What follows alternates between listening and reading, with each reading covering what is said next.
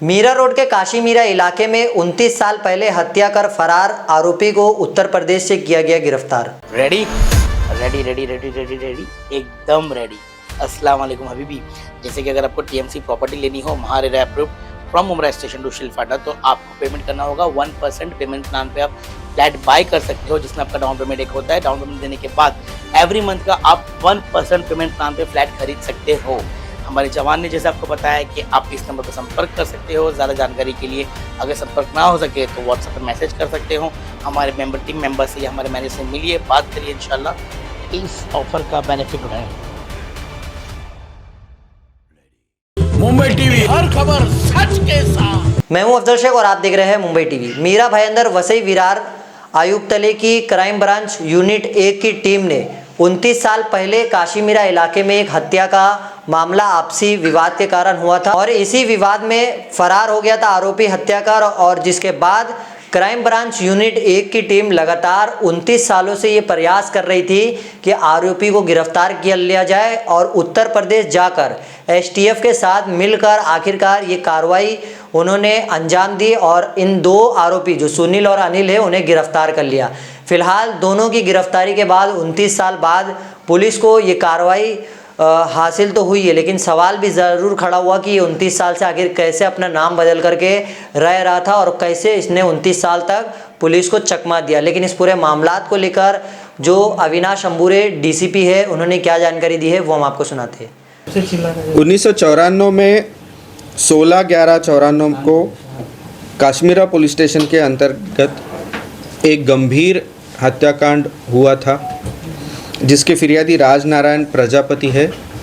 और इस गुने में जो मयत व्यक्ति है उसमें उनकी पत्नी जगरानी देवी और उनके साथ में उनका एक लड़का 5 साल का जिसका नाम प्रमोद था, एक लड़की पिंकी उर्फ 3.5 साल की थी, मुलगा चिंटू 2 साल का था और एक 3 महीने का बच्चा। ऐसे 5 लोगों का निर्घुण हत्या 3 आरोपियों ने की थी। चाकू से वार करके इनके ऊपर हत्या का मामला दर्ज हो गया। CR नंबर 107 94 तहत 302 201 IPC के तहत गुना दर्ज हो गया। इसका इन्वेस्टिगेशन शुरू हो गया, लेकिन ये जो आरोपी थे ये तीनों आरोपी भाग गए, मतलब गुनाह करने के बाद में, और इन्होंने अलग अलग नाम धारण करके पूरे साल ये अलग अलग जगह पे रहते थे। इसी बीच हमारे पुलिस ने काफ़ी सारे प्रयास किए, लेकिन इनको हम लोग पकड़ नहीं पाए। 2021 में हमारे क्राइम ब्रांच के PI अविराज कुराडे और उनकी टीम ने वापस दोबारा इन आरोपियों की पूछताछ के छानबीन शुरू की, आरोपियों का डिटेल्स निकालना शुरू किया। उसमें उत्तर प्रदेश के जो STF है उन्होंने हमें काफ़ी सपोर्ट किया इनकी मालूमात निकालने में। और सन 2022 में हमने जो कालू, एक आरोपी जो कालिया उर्फ राजकुमार चौहान जो कतार गया था नौकरी के कारण, उसको हमने लुकआउट नोटिस हमने उसका इशू किया था। एयरपोर्ट में उसके हमने ताबे में लेके उसको अरेस्ट किया था उसमें, जिसमें एक प्रेस कॉन्फ्रेंस भी काश्मीरा पुलिस स्टेशन में हमने ली थी। साथ ही हम लोग जो मेन 2 अक्यूज़ थे अनिल सरोज और सुनील सरोज, इनका हम लोग इनके पीछे हम लोग लगे हुए थे। और इसी दौरान हमें इन्फॉर्मेशन मिल रही थी, हमारे इन्फॉर्मर्स भी हमें थे और हमारे पूरी टीम हमेशा उत्तर प्रदेश जाती थी। तो इस दौरान हमें पता चला कि ये जो अनिल सरोज है ये वहाँ पे विजय नाम का एक, मतलब उसने अलग नाम लेके उसने पूरा अलग रेशन कार्ड, अलग आधार कार्ड बना के वो वहाँ पे रह रहा है, ऐसा पता चला। दूसरा जो आरोपी था सुनील सरोज, उसने संजय नाम का नाम धारण करके वहाँ पे रह रहा है, ऐसी हमें इन्फॉर्मेशन मिली।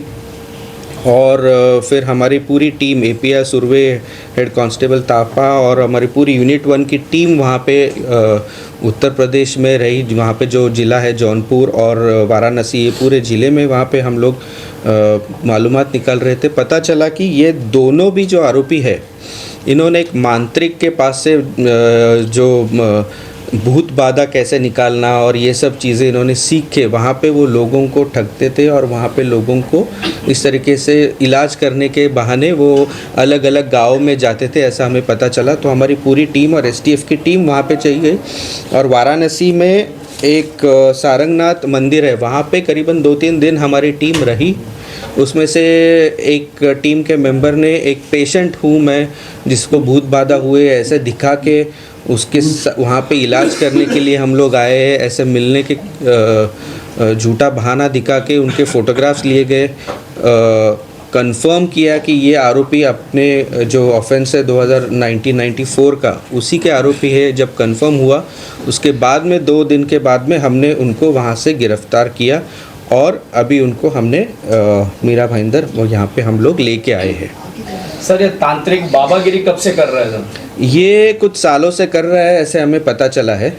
और ये इसके पहले बाबागिरी करने के पहले ये कहीं पे ये दिल्ली में कहीं एक कारखाने में भी काम किया है ऐसे पता चला है। उसके बाद में हरियाणा और कई जगह पे उत्तर प्रदेश में भी कई अलग अलग गाँवों में मोल मजदूरी का भी काम किया है ऐसे पता चल रहा है। पिछले 30 साल से काफ़ी जगह पे इन्होंने नाम बदल के रह रहे थे। उनके किसी भी जो रिलेटिव्स है, क्लोज रिलेटिव्स, उनको भी पता नहीं था कि ये लोग कहाँ रहते हैं, क्या करते हैं।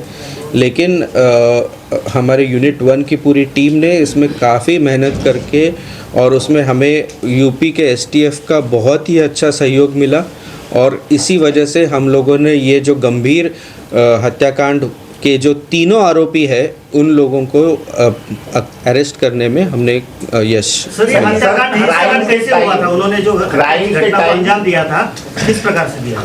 1994 में जो फिरियादी है राजनारायण प्रजापति, उसके बगल में ये आरोपी रहते थे। उनके जो बड़े भाई थे गुलाब चंद सरोज, इनका और इनका झगड़ा हुआ था और ये गुलाब चंद सरोज का 3000 रुपये और एक बार कपड़े की सूटकेस चोरी हो गई थी। इसके चक्कर में इन्होंने जो फिरियादी है उसकी पत्नी और इनके ऊपर आरोप किए थे। उस पर से दोनों फैमिलीज़ में झगड़े हो गए थे और उसके बाद में जो फिरियादी है राजनारायण प्रजापति के जो बच्चे वो हमेशा घर के बाहर बैठे रहते और उनके रोने की आवाज़ आती। इससे काफ़ी बार इनके झगड़े हुए थे और इस झगड़े के दौरान जब गुलाब चंद बाहर गए थे काम के चक्कर में तो ये तीनों आरोपियों ने चाकू से इन 5 लोगों की गंभीर रूप से चाकू से हत्या करके ये लोगों ने वहाँ से फरार हो गए थे। क्राइम के टाइम पे आरोपी की उम्र कितनी थी और अभी कितनी है? Right sir. अभी जो दोनों जो मेन आरोपी अनिल सरोज और सुनील सरोज, उनकी उम्र करीबन 50 साल है। तो क्राइम के वक्त में उनकी 27 साल की उम्र वहाँ पे। सर, 29 साल बाद भले आपने आरोपी को आज गिरफ्तार कर लिया हो, लेकिन सबसे बड़ी चुनौती आप पुलिस के सामने यह है कि कोर्ट में वो कन्विक्शन हो और अपराध सिद्ध हो। ज़रूर इसके पीछे हम लोग लगे हुए हैं और जो उस वक्त के जो भी विटनेसेस और जो भी वो सब चीज़ें जो पूरा क्राइम के डिटेल्स है वो सब हम लोग चेक करके उसमें ज़रूर ही उसमें कन्विक्शन होने के लिए हम लोग प्रयास करें। सर, 29 साल बाद इस मामले का उजागर हुआ है, तो क्या ये वही आरोपी है जिन्होंने यहाँ पर हत्या किए थे? ये इसका पुलिस के पास क्या पुख्ता सबूत है? हमने वेरीफाई करने के बाद में ही इन लोगों को अरेस्ट किया है। ऐसे ही तमाम अपडेट से जुड़े रहने के लिए सब्सक्राइब करें मुंबई टीवी। मैं अफजल शेख फिर हाजिर हूँ एक नई न्यूज़ के साथ।